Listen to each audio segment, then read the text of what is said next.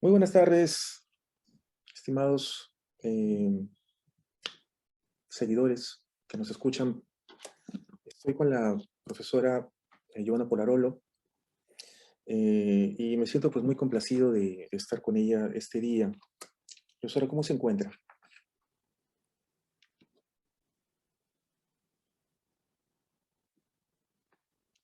¿Se encuentra bien? No sé si me escucha bien.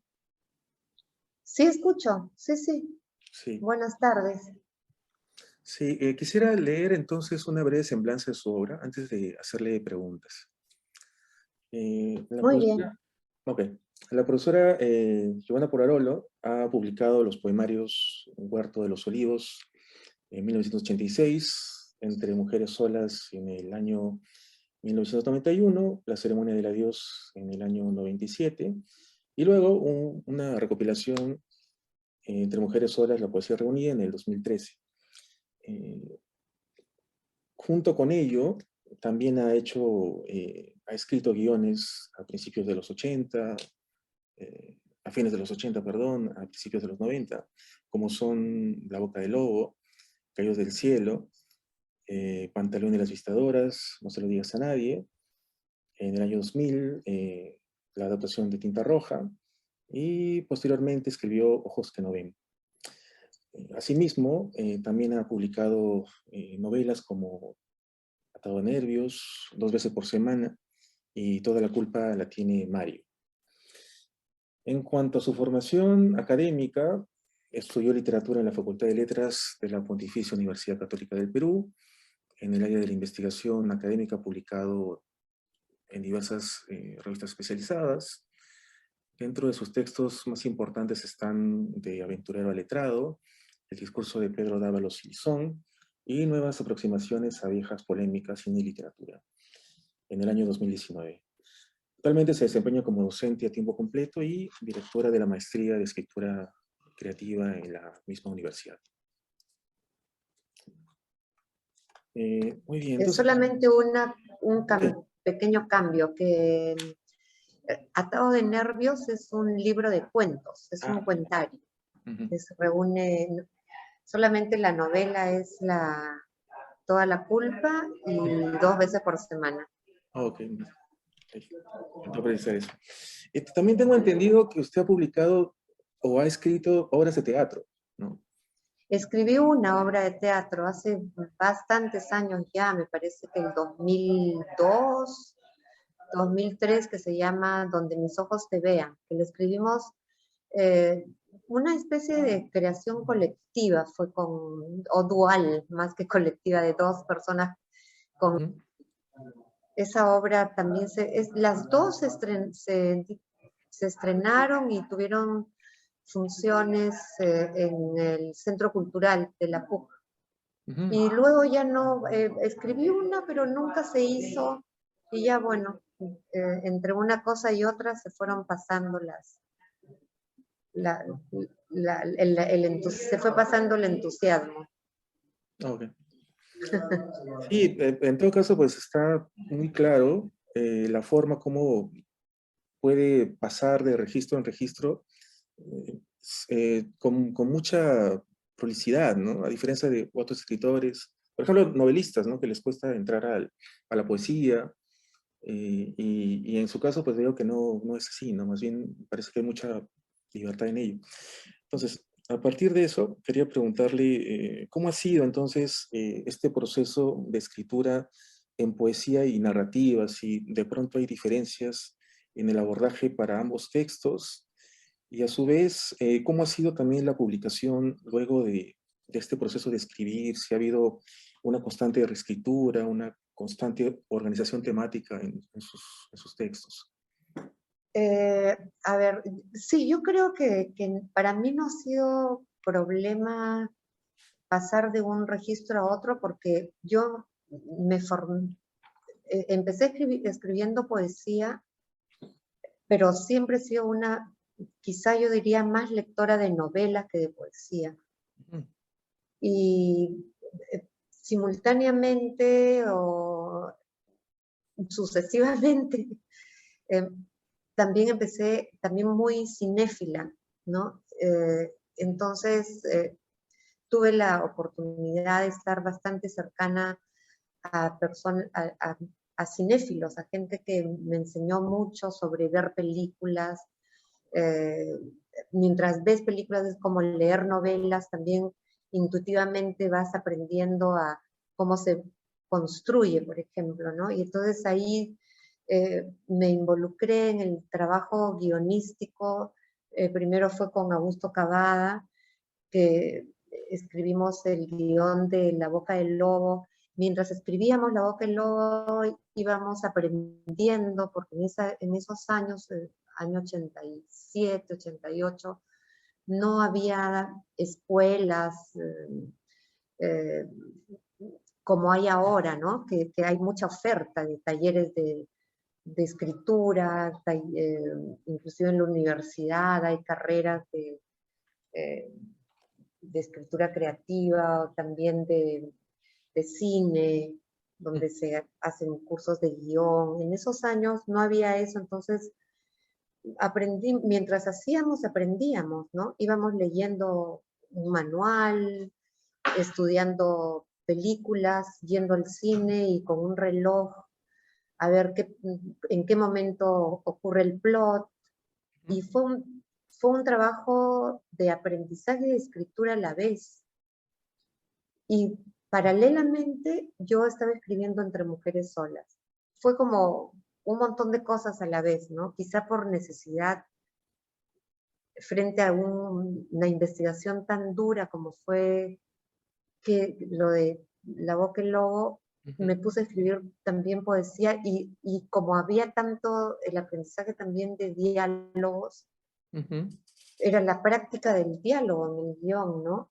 De una manera como natural empecé a hacer hablar a mis personajes en la poesía, pensando que quizás no debería ser poesía, sino narrativa, pero no me acomodaba muy bien el formato de lo que yo quería, que la poesía es mucho más libre que una novela, entonces me gustaba saltar de una voz a otra, cada poema era como una voz, o en un mismo poema había muchas voces, me sentía muy cómoda haciendo eso y no sabía ni siquiera si eso era poesía, eso que estaba haciendo. Y un día le conté a Jorge Eslava, que en esa época editaba, tenía la editorial Colmillo Blanco, y me dijo, sentémonos y leamos, y fue un súper editor, ¿no? Y le pareció que sí, eso era poesía. Ah, ya, dije, bueno, es poesía, será poesía, ¿no? Y entonces me familiaricé con formatos fronterizos en una época, en verdad, en que sí algunos me sorprendían, ¿no?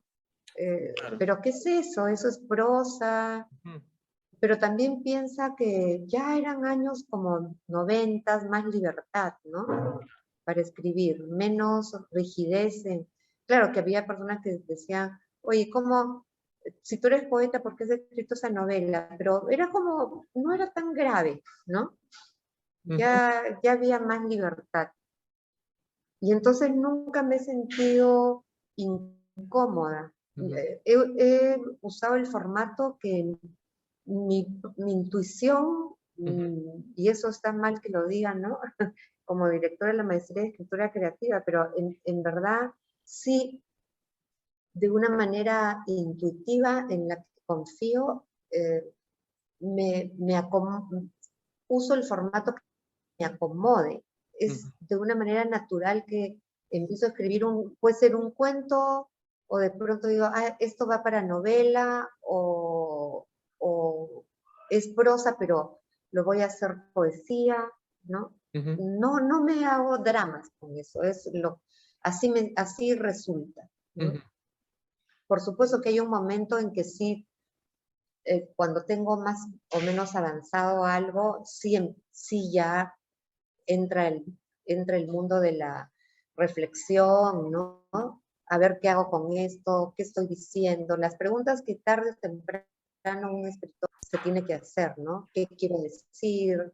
¿Qué formato es el que el que va y a veces terminas descartando o, o votando o retrabajando, ¿no? Ujú.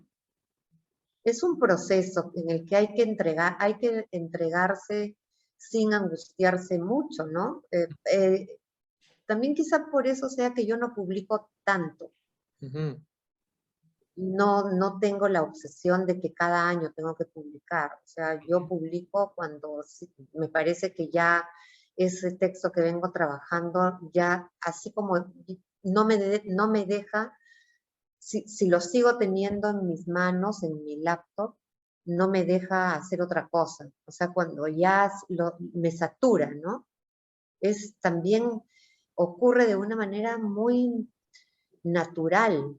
O sea, es que siento que ya no soporto más ese texto, pero puedo tenerlo 7, 8 años, Ujú. 5, a veces, pero a veces meses. O sea, es, el texto te va mandando, ¿no? Ujú. O sea, es como que yo, después de ese proceso de reelaboración y de reescritura, eh, el momento en que se publica sería, digamos, la intuición de que ya es la reescritura final, de que es el... Sí, que ya,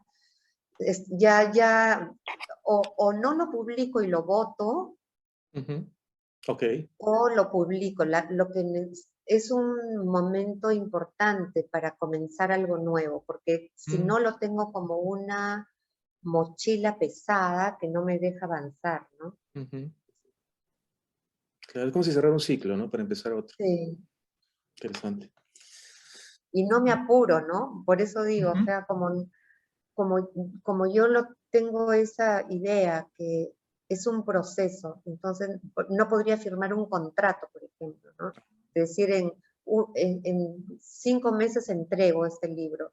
Ujú. No, no, en ese sentido no, mi trabajo creativo no es profesional, ¿no?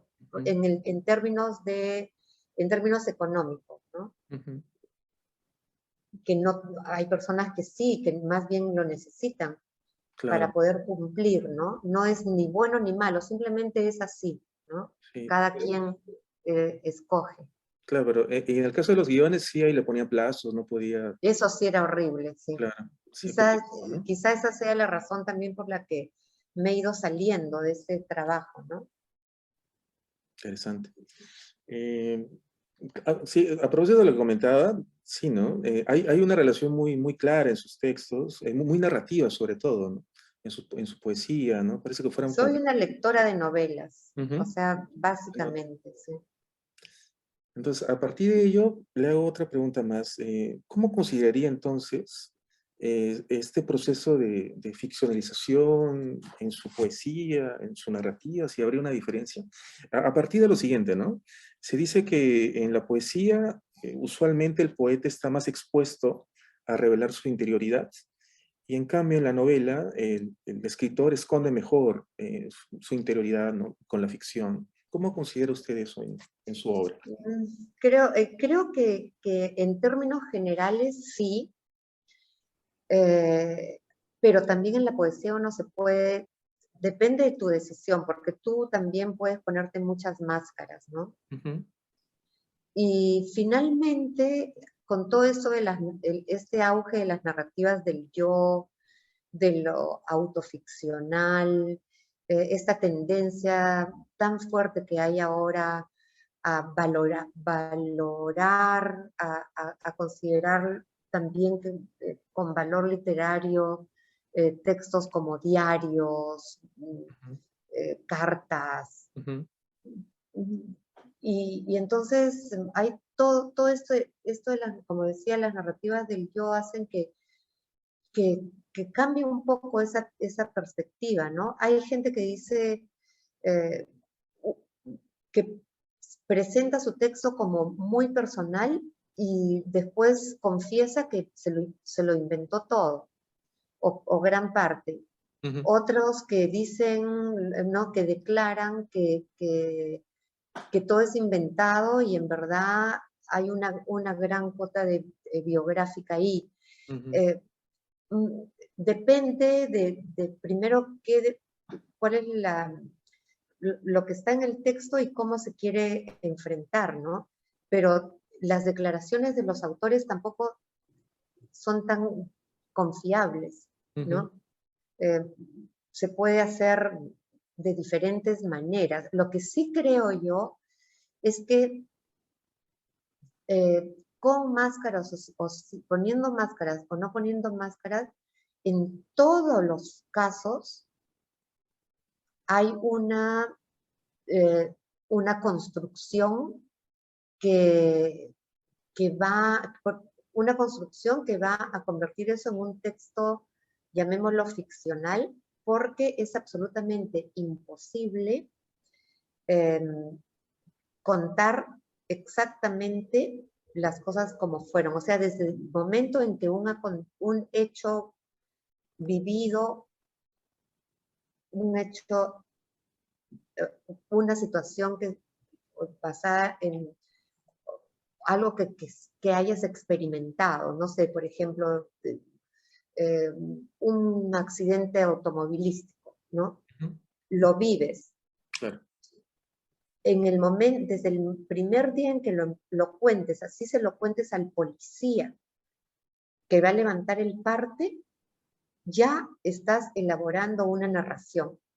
Y al momento, desde que estás elaborando un relato, estás escogiendo un punto de vista, un encuadre, digamos, desde qué lugar lo estás contando, cuál es la perspectiva, desde dónde, si escoges que eso lo vas a contar también desde lo que dicen los otros testigos o solamente desde lo que tú dices. Hay tantas elecciones que hacer Claro.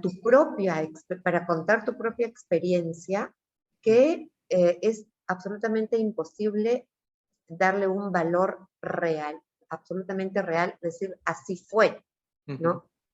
Eso es imposible. Si entiendes por eso ficcionalización, bueno, entonces sí estás, al construir un relato, lo ficcionalizas. Ahora, ¿cuánto de hecho realmente ocurrido hay? Hay ciertas cosas que, en el caso de un historiador, por ejemplo, ahí viene la gran discusión con las dos, voy a simplificar lo que dice, la percepción de la historia, ¿no? Los historiadores que cuando se llega a esta conclusión, cualquier relato ya se ficcionaliza, entonces, ¿cuál es el valor de verdad de la historia, ¿no? Para algunos es que para algunos es que tienes que considerar lo más, o sea, no puedes falsear el día, si sabes cuándo sucedió ese hecho, ¿no? Que reúnes una serie de testimonios y entonces le das un valor histórico a esa investigación, ¿no? Y otro caso, otra manera es pensar que no hay, la historia es exactamente lo mismo que la realidad, ¿no? Perdón, me estoy confundiendo. Que el relato histórico tiene el mismo valor que un relato ficcional, porque viene de una construcción. Claro. No sé si está filtrando otra voz o está bien para ti. Se escucha así una voz. Voy a silenciarme un momento y me voy a ir a otro lugar, ¿ya? Ok.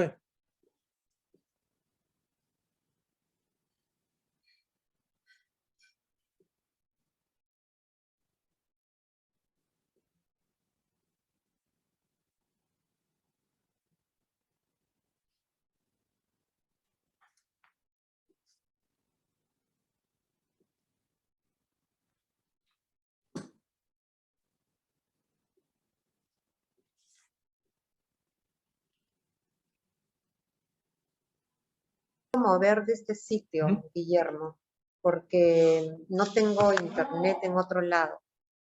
Sí, pero igual el ruido es muy... Ya. no interfiere. Listo.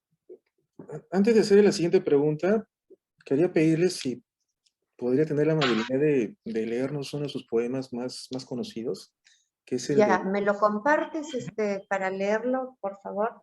Sí.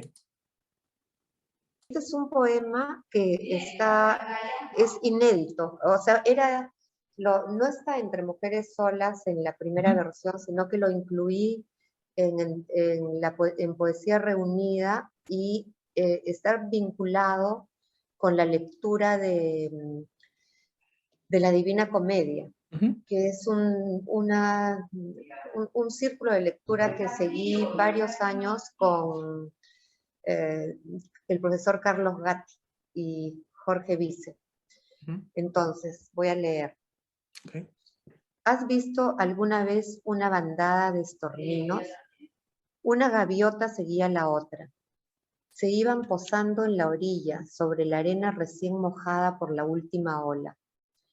Esperaban un pez, un cangrejo, quién sabe. ¿Has visto alguna vez una bandada de estorninos? No, nunca. Yo tampoco, pero me han contado. ¿Quieres que te cuente? Si quieres, cuéntame. Mirábamos el mar. Era verano. Son aves pequeñas, frágiles y leves. Tan leves que el viento cuando sopla, así sea suave, así sea brisa, les impone su dirección y velocidad. Los estorninos van donde los lleva el viento siempre.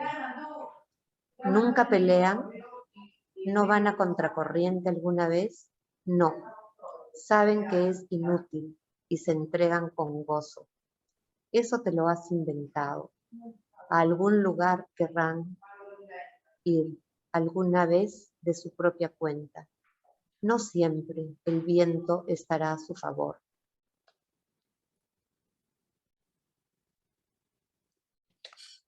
A los estorninos no les importa mañana ni pasado, expliqué. No saben de puertos, nidos ni destinos. Solo saben ir donde los lleva el viento. ¿A santo de qué van a pelear? A veces una tormenta los atrapa, los golpea, muros, árboles, montañas, pero saben que es solo un mal viento y como nada pueden hacer, tampoco quieren, se dejan estar esperando que pase el mal rato. Lo miré, miraba el mar. ¿Te gustan los estorninos? Pero él no me escuchó, atento a las gaviotas que abandonaron la orilla. Sin razón alguna, simplemente se fueron. Una ola inmensa reventó cuando ya todas habían alzado el vuelo. El viento empezó a soplar. Pronto en la noche, él también se iría con el viento, como un estornino. Ok. Este poema, estas aves están usadas en el canto sexto, en la Divina Comedia, ¿no? Que es el canto donde se cuenta la historia de Paolo y Francesca. El castigo Ujú. que viven en el sexto, es que no pueden detenerse, ¿no? Están siempre como los estorninos, que están condenados a moverse sin poder detenerse. Ujú. Sí, es bien sugerente el poema. Y, y muy interesante cómo se vincula con el estornudo con el hombre. Entonces quería preguntarle lo siguiente. Eh, en este poema se ha mencionado, a diferencia del castigo, ¿no? Como comentaba de los personajes de la Divina Comedia, pues, en las aves se menciona bien el goce de la libertad, de volar sin voluntad. Bueno, entonces, pero en la Divina Comedia funcionan como figuras de castigo. Entonces, ¿qué representan para usted estas aves en comparación con el hombre? ¿Sufre el hombre, al igual que ellas, un castigo por su constante falta de compromiso, por vivir en huida de todo aquello que les desagrada? Sí, es justamente eso, ¿no? Lo que se plantea el poema entre el compromiso y la libertad. Eh, el compromiso que ata, ¿no? Que obliga, visto así, ¿no? No como un acto de amor, sino como una obligación. Eso puede ser discutible en el poema, pero es así como se plantea, ¿no? Frente a las gaviotas que sí tienen voluntad y van y vienen, ¿no? Saben en qué momento viene el peligro y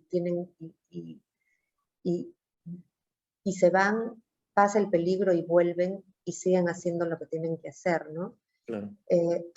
Asociado con los estorninos que, por el contrario, van donde los lleva el viento, o sea, también si es que entiendes con el viento su propio deseo, ¿no? O no, o simplemente así son las cosas, entonces si me toca quedarme, me quedo, si me toca irme, me voy, que serían otra posibilidad, ¿no? No sé, es una lectura, pero también es sí puede ser simbólico, pero también puede ser una observación de la naturaleza, ¿no? Que Sí, es bonito mirar, al menos a mí me parece muy bonito mirar lo que hacen las aves, ¿no? La observación de las aves me parece eh, tan sugerente, ¿no? Todo su comportamiento, ¿no? claro, es como si el goce estuviera justamente en liberarse de tener que elegir, ¿no? Y en simplemente Sí, entregarse a lo que suceda, ¿no? a lo que suceda, y que es justamente que visto desde una ética cristiana, por ejemplo, como la de Dante, es malo, ¿no? Es visto como castigo, Claro. porque justamente rechaza el compromiso, ¿no? Ujú. Sí, que parece ser Perdón, Sí, ok.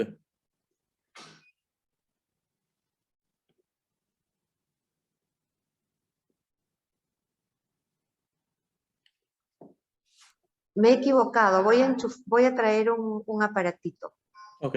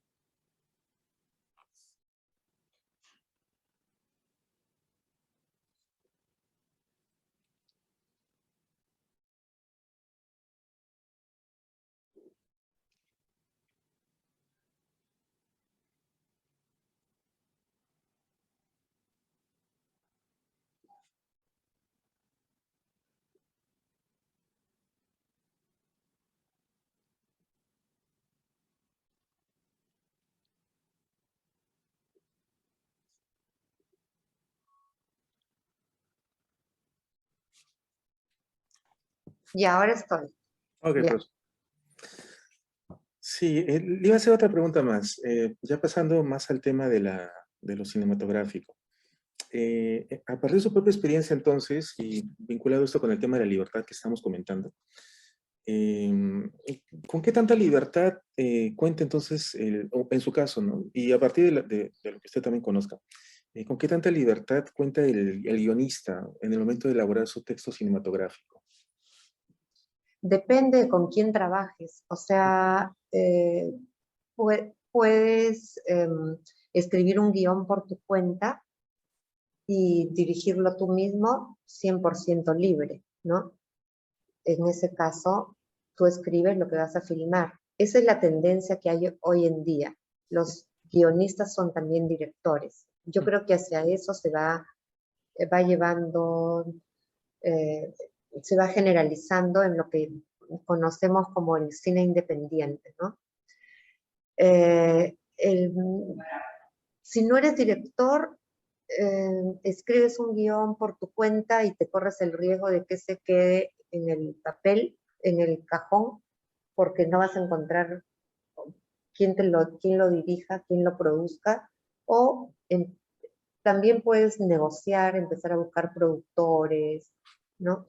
Esa es otra, y sobre todo buscar un director o directora, ¿no? Si tú no quieres hacerte cargo del proyecto. Es muy complicado el tema, armar un proyecto en el Perú, y no solo en el Perú, creo que en general, entre que armas un proyecto, no solamente es escribir el guión, tienes que conseguir productor, todo, presentar a concursos, buscar asociarte a distintas productoras.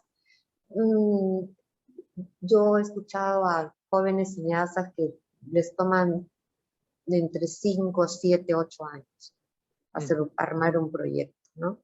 Entonces, ya me dirás tú qué decisión toma, ¿no? El guionista. O hace su guión y después se, tiene que hacer todo, hacerse cargo de todo este trabajo de producción, o empiezas desde el principio con una productora, o sea, un trabajo en equipo, ¿no? Porque una película no es solo el guión, no consigues plata, no consigues la plata solamente por el guión, sino es un proyecto. Entonces, si los organismos que te dan dinero leen el guión, pero también ven qué actores se han comprometido con tu proyecto, en los costos, si está bien hecho el Excel con el presupuesto. En verdad escapa, ¿no? A menos que escribas un guión para publicarlo en libro, ¿no? Pero tampoco es mucho la idea, ¿no? Porque cuando escribes un guión también estás pensando en que se filme, ¿no? Claro. Sí, y en ese sentido va mi segunda pregunta, mi siguiente pregunta también, que es acerca de la relación entre la adaptación de la novela al cine. Eh, Puntualmente es lo siguiente, ¿no? Si en su caso son, digamos, dos objetivos distintos, la novela que se va a adaptar y la película, o en la película siempre habría una especie de enriquecimiento para el texto literario. ¿Un qué, perdón? Enriquecimiento, la película de pronto, la adaptación enriquecería el texto literario o buscaría de pronto Yo complementar. no suelo plantear los términos de adaptación en términos de enriquecimiento o empobrecimiento, porque me Ok. parece que eso es algo valorativo y nos vuelve a una discusión que a mí, la verdad, me resulta ociosa, qué es mejor, la película o la novela, ¿no? O sea, ya no me lo planteo en esos términos, sino más bien en cuál es la lectura. ¿Qué lectura ofrece esta película de la novela? A Ujú. tal punto es importante esto, que tú puedes ver 4 o 5 o más películas que han adaptado una novela, y las 4, 5 o 6 películas van a ser distintas. Y van a ser distintas no solamente por un tema de producción, de actuación, sino por la propuesta. La propuesta implica todo eso. La propuesta implica a qué actores vas a escoger. Si quieres una producción industrial, mainstream, vas a escoger, vas a buscar actores reconocidos. Si no, vas a buscar de pronto se puedes hacer con actores por tu propuesta que no sean profesionales. O sea, la propuesta es tu lectura, ¿no? Implica tu lectura de la novela. Y ahí es donde se define, es ahí donde todo se juega, ¿no? Cómo lees. Y además hay otra cosa.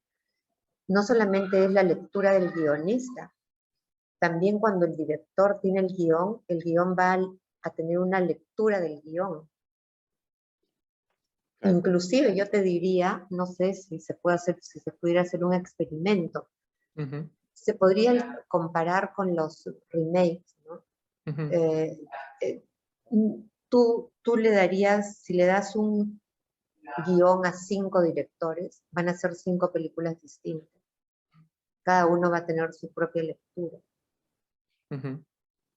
Entonces es demasiado básico hablar de fidelidad, qué es mejor, qué es peor, ¿no? Esa es mi idea de las adaptaciones. Interesante. Pasando ahora a otro aspecto, quería consultarle acerca de su labor como docente de literatura y qué piensa acerca de este poema de Rosela Di Paolo que se llama Profesora de Lengua y Literatura, con relación a ello. Ese poema me gusta mucho. Y es gracioso porque Rosela lo escribió y después volvió a enseñar. Okay. Y yo creo que es algo, o sea, la enseñanza es una labor compleja, ¿no? En muchos casos yo no voy a decir ambivalente, pero varía, ¿no? De pronto hay un curso que te encanta, no sé qué se produce como una conjunción, una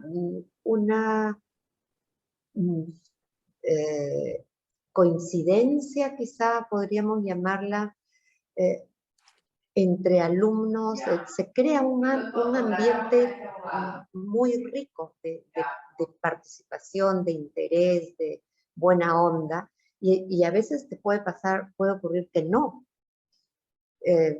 Puede ser el mismo curso, puede ser otro curso. En un mismo curso cambia según también los estudiantes, según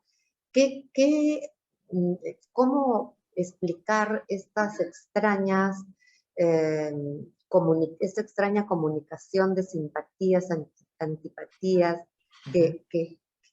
esas corrientes, ¿no?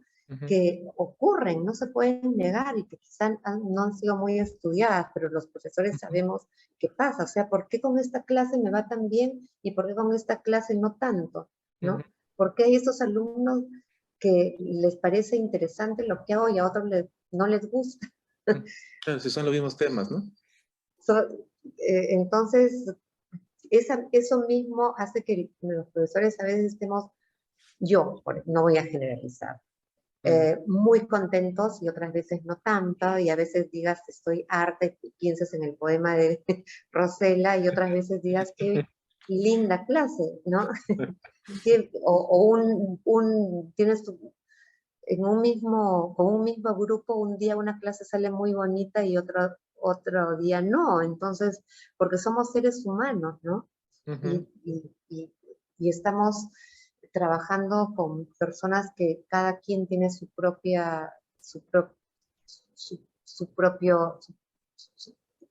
intereses, sus lecturas, sus exigencias, lo que a uno le gusta puede que no le guste tanto al otro, ¿no? Y bueno, es un trabajo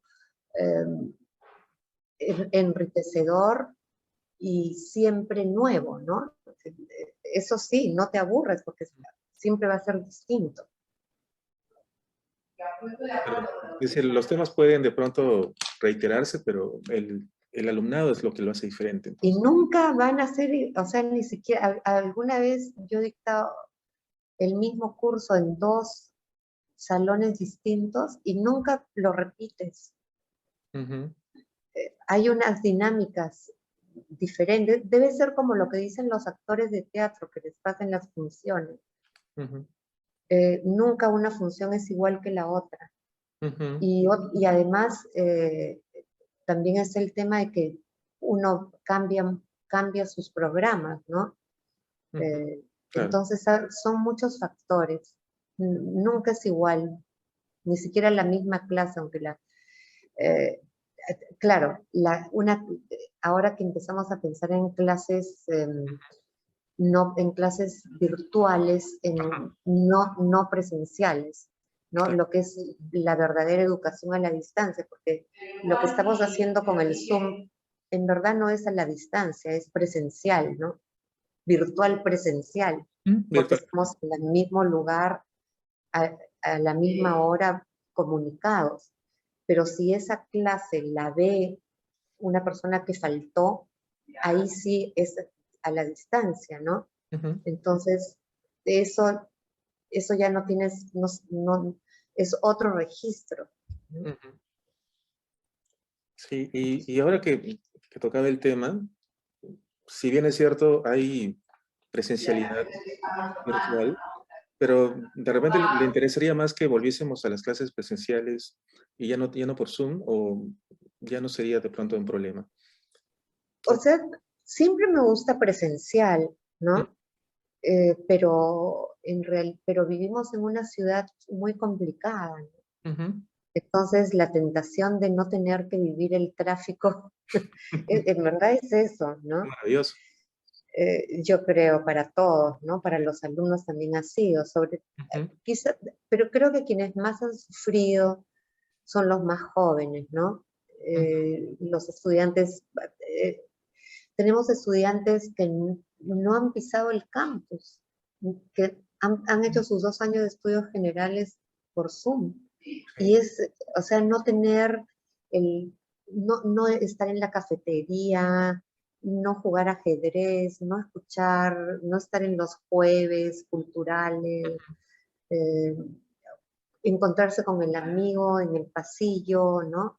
ujú, Con quien te sientas al lado de la clase y conversas. No es sí, lo mismo que el chat, ¿no? ujú, Entonces, sí, yo diría que iremos orientando a una semipresencialidad, ¿no? ujú. Por razones de ciudad, ¿no?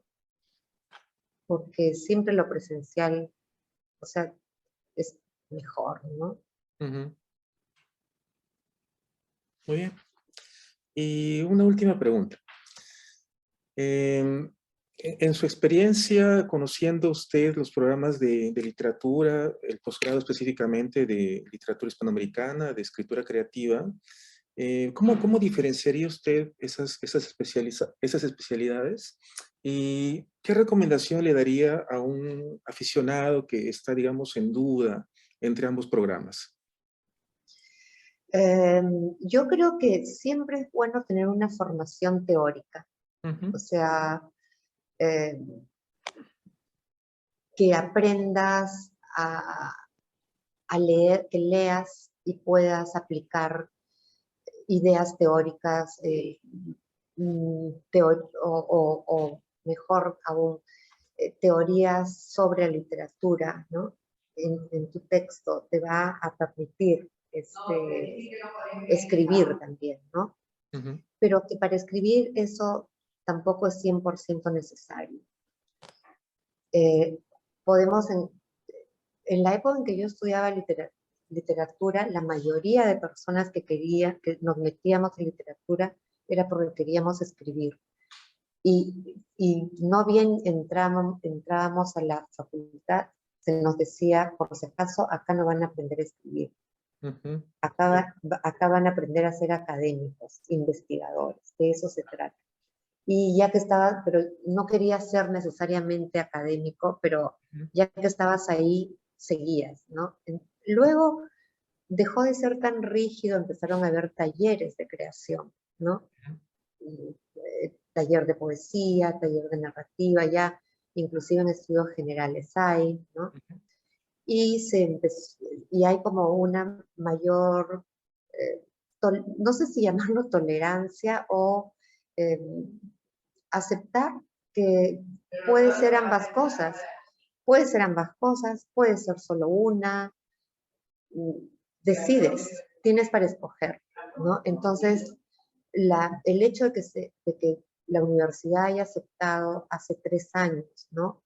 La propuesta de crear una maestría de escritura creativa y que haya sido también licenciada por SUNEDU, creo que es una muestra de los cambios, ¿no? De perspectiva. Quizás hace 20 años o 30 hubieran dicho, no, ¿qué es eso, no? Acá en el Perú no tenemos, la primera maestría de escritura creativa fue la de San Marcos, que se creó, me parece, hacia el año 2000, ¿no? Hace unos 20 años, quizá algo más, pero en términos generales es reciente, ¿no?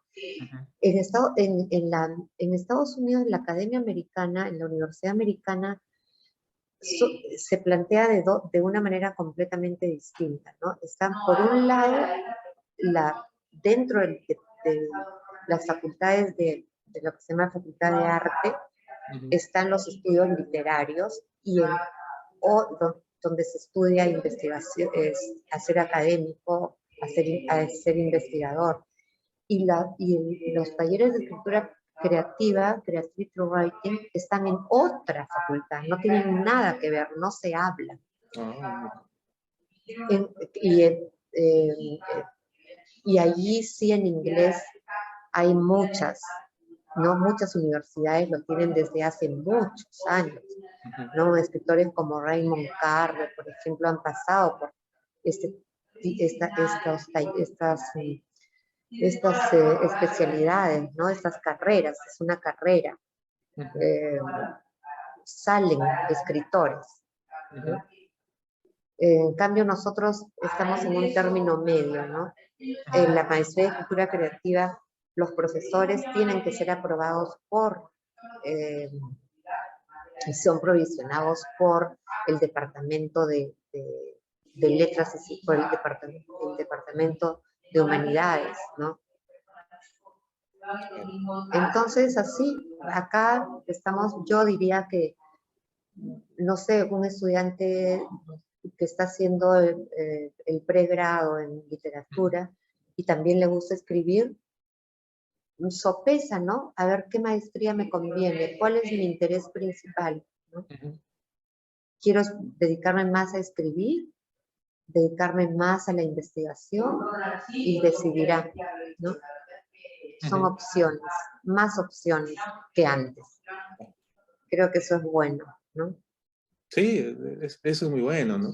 Creo que es, digamos, el valor que ahora, las opciones que tienen ya de poder elegir, ¿no? Antes había solamente una y ya está, ¿no? Es lo que hay. Si no, elige otra carrera de repente. Como los estorninos. Claro. Bueno, no hay que ser como los estorninos. Que si no, incluso podríamos llevar las dos maestrías, ¿no? También puede ser una buena opción. Ah, sí, claro, también. Pero okay. Sí. la posibilidad de que haya un doctorado de escritura creativa, eso no está todavía de repente No, no lo creo necesario, ¿no? Okay. Creo que los doctorados apuntan más a la investigación, ¿no? Y a la docencia, ¿no? Ahora, si SUNEDU más adelante dice para enseñar, ahora está diciendo para enseñar es obligatorio tener una maestría. Quizá más adelante diga para enseñar es obligatorio tener un doctorado, entonces habrá que crear más doctorados. Pero ahora todavía no estamos en esa situación. Claro, yo creo que esa es la tendencia, ¿no? Ahí sí. elevando los niveles.